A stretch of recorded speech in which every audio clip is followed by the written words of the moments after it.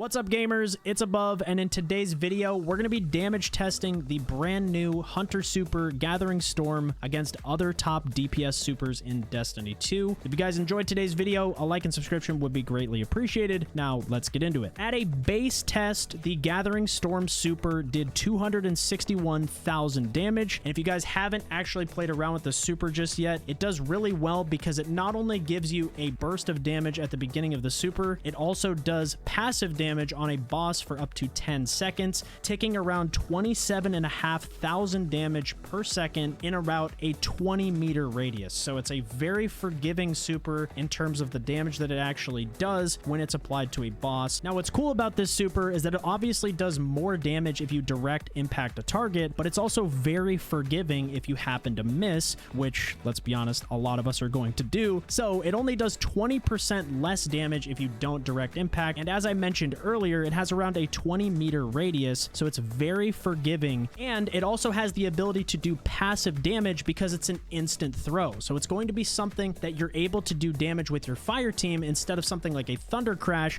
where you need to fully commit to a boss by traveling over to it versus a hunter where you can throw it at range. This is going to be far more efficient in terms of actually damaging with a fire team in a raid type scenario. We're going to damage test it with the best DPS exotics and supers possible, starting with Gathering Storm. As I mentioned earlier, it hits for 261,000 base damage, and as you can see here, right now we're using Star Eater scales, but it's currently bugged and is limited to ×4 Feast of Light, which is a new bug that arose with this season. However, we did make sure to damage test both the base and supercharged versions with the Feast of Light, and it is a 55% damage increase at ×4, which aligns to pre-season numbers of a 55% damage bonus at 4 stacks of Feast of Light. So, taking all of this into account, the Hunter Super numbers will be even higher than what's shown here by roughly 15%. But don't worry, this is an accidental bug that should likely be fixed in the coming weeks,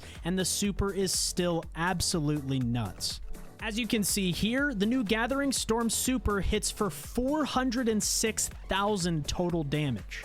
Now, if we compare this to other top Hunter DPS options, including Tether with Star Eater scales, a Tether actually hits for 305,000, which is over 100,000 less than it would be on Gathering Storm. That's a very significant difference, and Blade Barrage hits for slightly more at 454,000, which is roughly 20% more as well. However, you need to remember that Gathering Storm has a passive benefit of not only giving you AoE ad clear, it also has an instant animation and much more forgiveness that's going to be much more consistent in your damage than if you're shooting a boss with Blade Barrage from range. One other thing to keep in mind is that all of this damage testing was done without Thunderous Retort, a final column artifact mod that will increase your damage when you're either amplified or critically wounded when casting your arc supers. So it's going to get even better once we have access to this final column. And finally, the last DPS super that we're going to test this against is Thundercrash with Curus of the Falling Star. Now, you guys are going to be surprised by this one, and it's probably the reason you clicked on the video, but Thundercrash with Curus hits for 312,000 damage, which is 42% less than a fixed Star Eater scales Gathering Storm, which is absolutely insane. So, does this render Thundercrash useless? I wouldn't say that. I think they all have their place in the sandbox, but Gathering Storm being able to instantly throw a DPS super from range and begin damaging with your fire team is going to have a massive benefit in settings like endgame content where you're going to be damaging with 6 people and you need to get a super out quickly for DPS. So in a day 1 raid setting, I would prefer Gathering Storm over something like Thundercrash because it not only allows you to damage, like I said before, without having to fully commit the way a Thundercrash does, you can immediately begin damaging with things like linear fusion rifles while your super continues to tick on the boss. Anyways, guys, I hope you found this comparison useful.